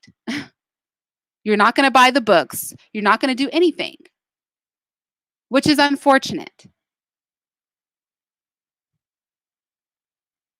Because I surely took the time to make sure that I dug up these reputable sources for you guys. So I wish you would, especially if you're going to call me out. Challenge me after you did all the stuff I bothered to do, which is I had to read all this crap. Okay? You think I wanted to read all that? You think I wanted to spend hours upon hours and days upon days reading about how I'm a lesser person and ought to be killed? That wasn't fun for me. But maybe y'all need to do that too, so we could all be on the same page. So you guys don't keep talking shit when I talk about revolution or decolonization. Like I'm a crazy person. Oh, she's crazy. Why is she doing that? Like, because I read, because I know what these people think. I know what this is about. I know how we got here. We have whole presidents of the United States talking about preserving white power. It's like, really, you're president of the United States? You want to preserve white power? Is this real life? You're just out making speeches in public? White power? Come on now. So let's talk about the Tasmanian genocide. A prime example of the implementation of macroevolutionary theory coupled with natural selection against Black people is the annihilation of the Tasmanians and the attempted genocide of the Aboriginal people of Australia. Who was it that pointed this out? Angel Ramirez Jordan pointed this out on one of his videos, and I've never been able to unhear this. Aboriginal, not original, because abnormal, abstract, right? Aboriginal, not original. That's what they called these people. They called them the not originals, even though they were the original people. The Aboriginal peoples of Australia.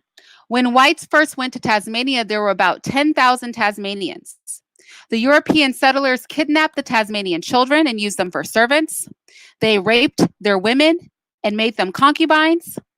The men were killed, mutilated, and then they took their hunting land so that they could put sheep on it. They have places to this day in Australia with names like Niggerhead Rock. Niggerhead Rock, just Tasmania, Niggerhead Rock. And Suicide Bay. Although at Suicide Bay, it's actually where they killed and massacred a bunch of Tasmanians, but they call it Suicide Bay. They killed them and threw them off a cliff. Victory Hill was called Victory Hill because in 1828, they killed hundreds of Tasmanian people there, and then they threw their bodies off of a cliff. They call it Victory Hill. Victory Hill is what they call it. They killed them, threw their bodies off a cliff, called it Victory Hill. That's what it's called to this day. I mean, that's just amazing to me. In April of 1828, Governor Arthur Sir George, that's this dude over here in the picture, Governor Arthur Sir George had all Tasmanians removed from places where Europeans had settled. He established patrol teams, and those patrol teams were used to chase down and kill any Tasmanians that they found in settled areas. There was a bounty put on the heads of those Black people. You could get £5 British pounds if you caught an adult, and you got £2 if you caught a child. They actually called it catching Blacks. That's what they called it, catching Blacks. Oh, but Tasmanians aren't Black, because we don't embrace people throughout the diaspora. It's crazy because these white people were calling it Niggerhead Rock. These white people were calling it catching Blacks. They sure as hell think these people are Black. It's funny how we see other people with clearly Black skin, but we want to act like they're not part of us. White people make no difference, though. White people know that they're part of us. That's why they called it Niggerhead Rock. They's a nigga, you's a nigga. I still can't get with that. Like, what the hell? Really? That's why I don't like to use the word. I can't retake it. Y'all can retake it. I can't retake it. I can't retake that word. There's no retaking that. I don't want to retake it. I want to burn it. There's a lot of shit I want to set on fire. Evolutionary theory among those things. Any variation of nigger, too. Evolutionary theory. Hold on. I got to plug my computer in.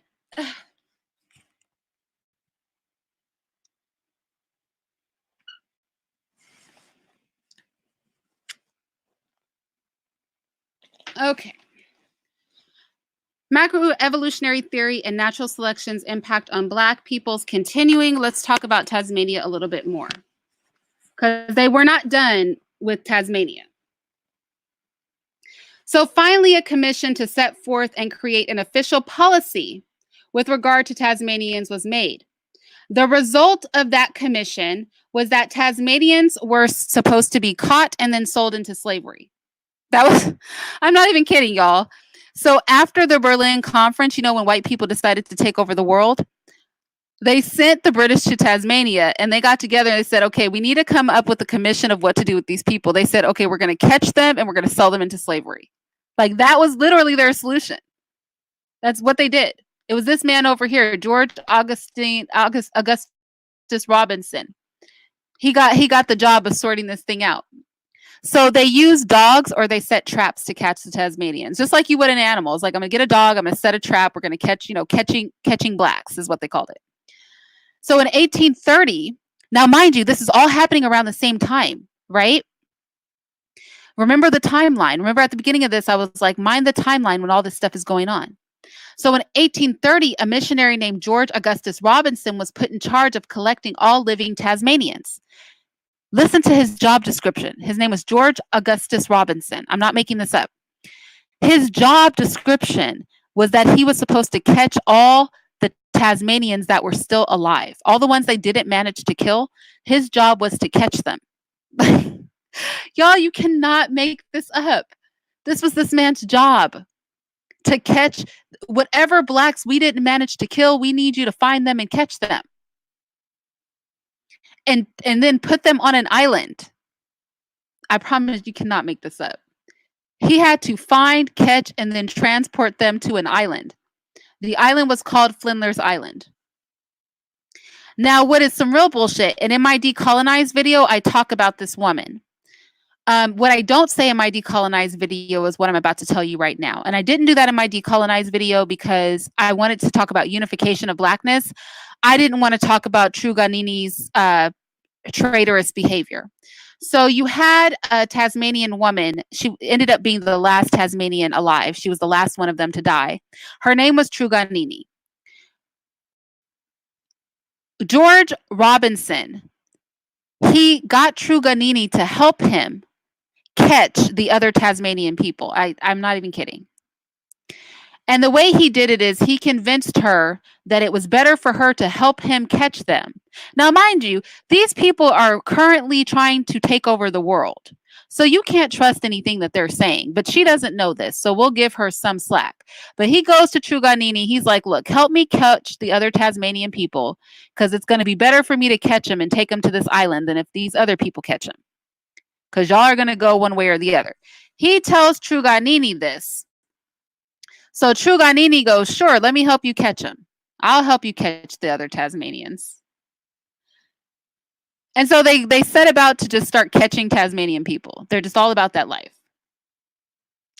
But see how being traitorous turns on you, right? So there goes Truganini. That's her right there. So an attempt to civilize the 6,000 remaining survivors was made. They sent them to an island prison where the Tasmanians were not allowed any fresh water. They took the children away from their parents so that they could civilize them. Now, remember, that was part of the agenda at the Berlin Conference. And if you hear Charles Darwin and all of the others talk, what they talk about is it's not just about killing the lesser races, right? You don't just want to exterminate them. You also have to expand your culture, right? You have to impose your culture in those regions. So civilizing them was teaching them European culture, right? So that was part of that. Now, I want to talk about the fate of the last 3 living Tasmanians, because Truganini, who is this woman right here, the one that helped them catch all the Tasmanian people that are now dead, who will forever go down in history as one of the biggest traitors to Black people ever. But she got hers in the end anyway, because the last 3 Tasmanians, they were fascinating to white people, because remember that these were Darwinists, okay? These were Darwinists. These people were Darwinic people. They believed Charles Darwin. That's why they were doing this. They thought that the Tasmanian people were the missing link. You know, the missing link between apes and man? They actually thought the Tasmanian people were the missing link. I guess looking at them, they just assumed that they must be very monkey-like. So they were very interested in the last 3 that were living. They dug up the corpses of the Tasmanian man. The last Tasmanian man that died, they dug up his body, y'all. They pulled his body out of the ground so that they could take out his organs, so that they could study his organs. And then they buried his body again, because they were so sure that these Tasmanian people were the missing link in Darwin's theory of evolution. So Truganini, because you know, she's helped them catch all the Tasmanian people. They've killed all 6,000 of them that were left. She saw them dig up his body and she was worried that it would happen to her.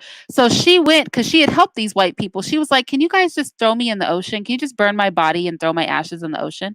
Can you just bury me in the ocean? That's what she asked for. I guess she thought she had some clout with them because she had helped them catch and kill all of her people. But when she died, of course, they did not care, because she's not human, right? She's a missing link. They did the same thing to her. They dug up her skeleton and they put her skeleton in the Tasmanian Museum. Y'all, you cannot make this up. They dug up this woman's skeleton and they put her skeleton in the Tasmanian Museum. And it was 1976. Hear me now. It was 1976 before you could convince these white people to take her skeleton out of their museum. They put her bones, her skeleton, standing up in their museum after she helped them catch all her people so that they could kill every last one of them. They put her bones in their museum. They left her bones in their museum from 1947 to 1976. Until finally, Black people said this shit is mad disrespectful. And then they finally cremated her bones and spread them in the ocean as she asked them to do. 1976, y'all. They had this woman's bones just propped up in the museum. The woman that helped them catch and kill every last one of her people. And then if I say we need to decolonize, or I say we need a revolution, a socio-political revolution, everybody looks at me like I have 11 eyes on my forehead. And I'm just trying to understand what you guys don't seem to understand about what is going on around here.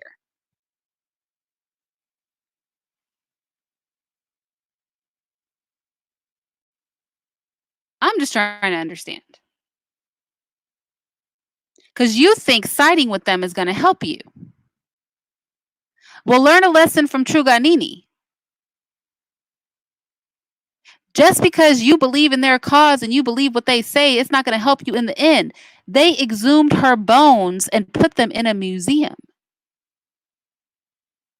And it wasn't until almost 1980.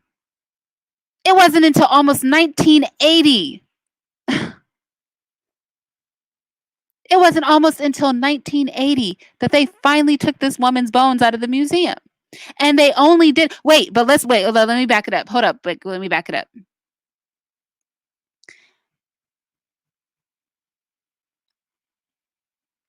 They were studying her bones. They had taken her bones. Before they cremated her bones, they had taken her bones into a secret room so that white people could continue to study her. They were like, fine, you don't want her bones just standing up in the museum looking at you. We'll take her bones back to a secret room so that we can still study her bones. Because that's how sure they were that she was the missing link between apes and humans. I mean, I can't. You can't make this stuff up. I promise you can. You cannot make this up. Y'all, you can't do it. This is real life. This is real and actual life.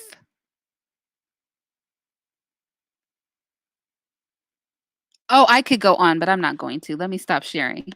I could go on. And I will. I just won't go on here. I just wanted to. So again, that was something I was putting together for children, right? I have to teach ancient human evolution, but before I started teaching ancient human evolution, I really wanted to talk about the foundation of evolutionary theory, and in the first 200 years, what they did with that, moving that all the way up into 1980. So my presentation on that part was going to end in 19 AD, 1980, right?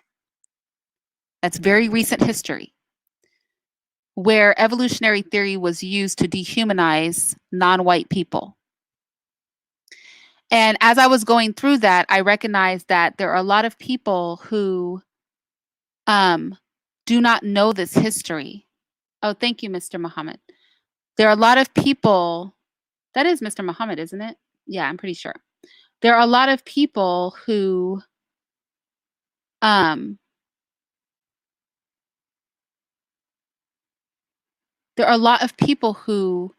don't know the actual history of Charles Darwin, who have never heard of the Treaty of Tordesillas, who have never heard of the Berlin Conference. Like, there are a lot of people that truly are not aware of these very real parts of history. So they're not aware that one of the richest men in the world, the founder of the De Beers Mining Company, said, we're going to establish a secret society to keep white people in power, to retake America and to unify white people. Like, they're not aware that these things have gone on. And so I thought, although this was for children, right? And that's not the whole PowerPoint. That's just the part I'm sharing with you guys today. Although that was designed for me to teach children, I thought, honestly, in a lot of ways, myself included, we can be childlike in our mindset in that we just don't know, right? That's really what separates children from adults, is they just simply don't know things. So I wanted to put in perspective because, again, when I say white in these conversations, that's not my intention to do what they did, which is dehumanize other human beings. That's not what I'm trying to do. I say it because it was literally them that did the work, right? When I talk about decolonization, or I talk about the need to decolonize, or the need to have a revolution, then that is why I talk about that. Because what I recognize is that this mindset, even the audacity to teach evolution in schools, speaks to how superior they believe themselves to be. How do you create a theory, go kill a bunch of people all over the world, chop up the earth, and just give it to yourselves, and then have the audacity to then teach those children about the very thing you use to justify killing their people? I mean, that's some kind of crazy. But that's why I feel it's so important that we are never like them, but that we literally pay attention to the history of this thing. How their desperation to destroy other people was so great that they took a man like Charles Darwin, who was a dropout from 2 universities. And the only degree that man could manage to get was a degree to be a priest, who spent 5 weeks on the Galapagos Islands with no science background whatsoever, wrote some bogus ass books about evolutionary theory. Now remember, microevolution is a real thing, but people were using microevolution before Charles Darwin. We knew how to farm some plants and, domesticate animals and stuff. We knew how to, exploit microevolution way before Charles Darwin. But he introduced macroevolutionary theory, which was this idea that human beings were animals and that you could change what human beings were by getting rid of the less fit humans. And the less fit humans were all the ones that weren't white. And then they created a race chart. And they said the Aborigines were the least civilized and the least evolved. And then the Africans were less evolved. The Negroids were less evolved than them. Right? And then you had the Mongoloids. And then at the top of the tier, you had the Caucasians. And when they found the Indians, they put them in between the Mongoloids and the Negroids. And then you had these people get together and have a conference where they decided that they were going to go forth and take over the whole planet. And the first place that they divided up was Africa. And all of this is real history. But then I hear Black people out here using these like they believe in this mess.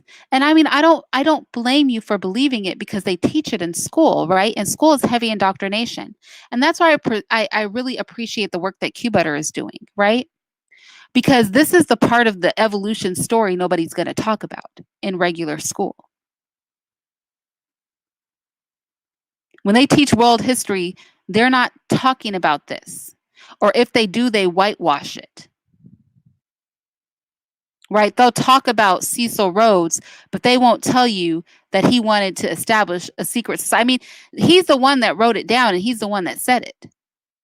They're not going to quote his own writings because he's a racist. And that'll make you side-eye everything that they're teaching you. But I thought that it would be interesting to bring this stuff forth today and just have this conversation with you.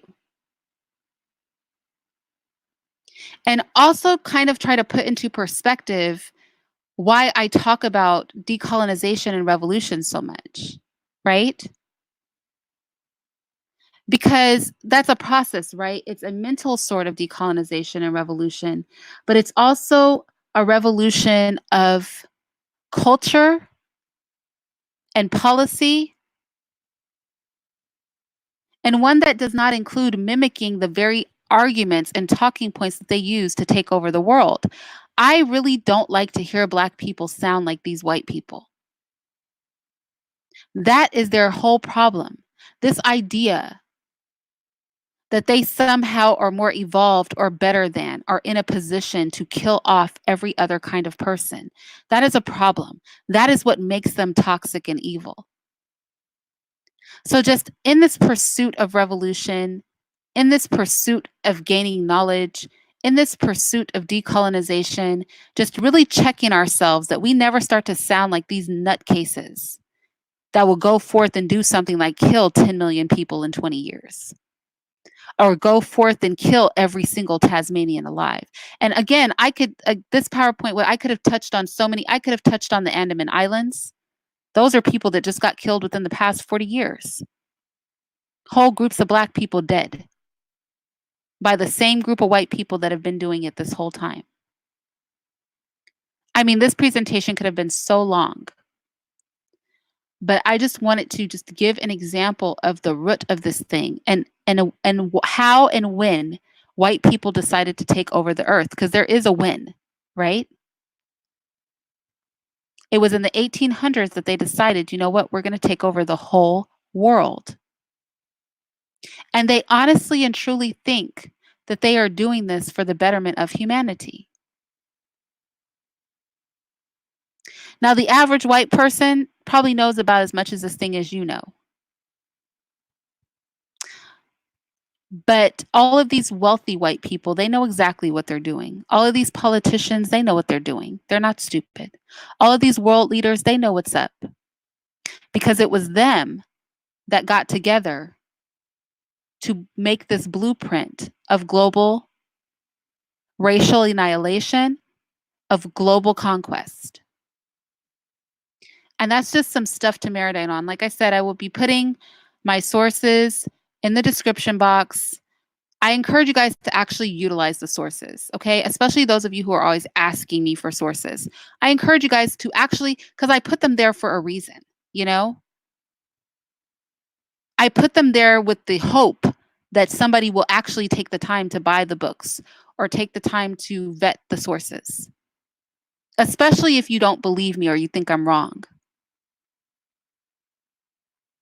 So that you can see I don't have to make things up or embellish anything because the truth is bad enough by itself. I don't have to make anything up because the truth is honestly, it's bad enough. The truth is bullshit enough that I don't ever have to make anything up on this channel. There's simply no need for me to do it. I don't need to get caught off in weird kind of rhetoric. There's no need. There's enough for me to work with in the real world. And also for you homeschooling parents, just utilizing these resources as a tool to teach your children, okay? Obviously, our babies have to be able to learn and regurgitate whatever it is society teaches them in order for them to get their degrees, in order for them to pass their SATs. But the only way you're going to keep your child's mind from being indoctrinated is if you balance that information out with the rest of the facts. Otherwise, you have children like our modern day children who will not understand these conversations. They will think that we are hateful and that we are racist. They will think that we simply are being old-fashioned in our thinking and we have archaic mindsets. And the only way we can combat that is to be able to present a picture that teaches more than what they are taught, that teaches the things that the schools are not going to teach them. So we need these resources anyway so we can have educated conversations with each other that don't include bickering and name-calling and all of that,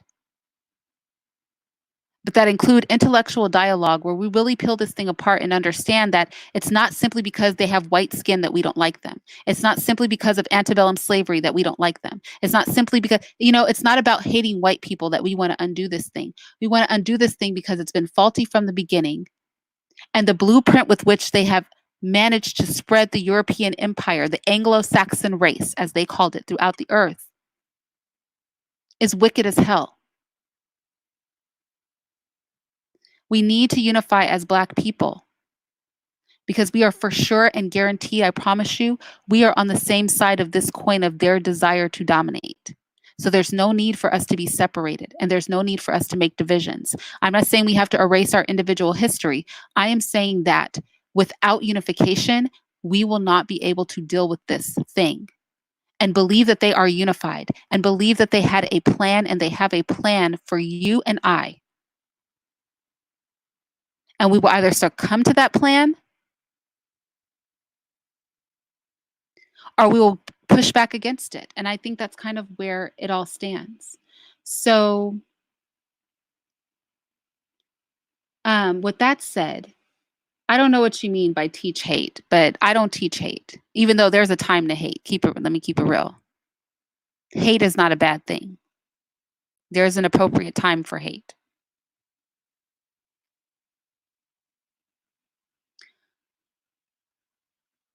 So anyway, with that said, you guys, well, I agree, Cassandra, and I am pro-science. Like I said, I am pro-science. We're talking about evolutionary theory. Notice that on each slide it said macro evolutionary theory, it did not say micro evolutionary theory. I'm for science. I'm just saying macro evolutionary theory is not science. It's just some shit that racist people came up with to be able to kill you. But I do agree with you. I feel that science is very important. I'm not anti-science by any stretch of the imagination. But I am anti-pseudoscience, especially when that pseudoscience is used to dehumanize me. So, well, Timothy Moore, as far as missing part of the puzzle, I don't know. But this isn't an exhaustive anything. This was just, like I said, this is something I put together for children that I just thought I would share with you guys because I figured it would make interesting conversation. That I agree with that 1D forever. The Bible doesn't agree with true science. I mean, that never disagrees with true science. That is facts. But with that said, again, everybody knows that I'm Christian, and I could rant on about many reasons from a Christian perspective evolution is BS. But also, we know that when Paul was in Greece, he appealed to what they could understand. So I appeal to what people can understand. Now, again, you can hate God if that's your choice. Like, I can't stop you from hating God. I can't stop you from that. But that has nothing to do with the fact that this is bullshit. You know what I mean? The two things are not related. Taking God out of the picture, this still is BS. And I know that sometimes you'd rather believe what racists have to say, even if it works against you as Black people, than believe that there was some sort of being that created you, but whatever. Just chew on the fat of the facts that were presented. And sometimes, baby food is like how you have to give stuff to people, just to keep it real.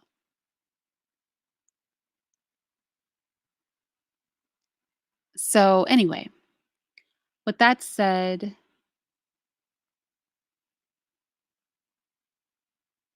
well, I don't know, Cassandra, because sometimes, when you're in a relationship, your man is cheating on you and you're not convinced he's not, but you just decide that you're just going to pretend and believe that, what I mean?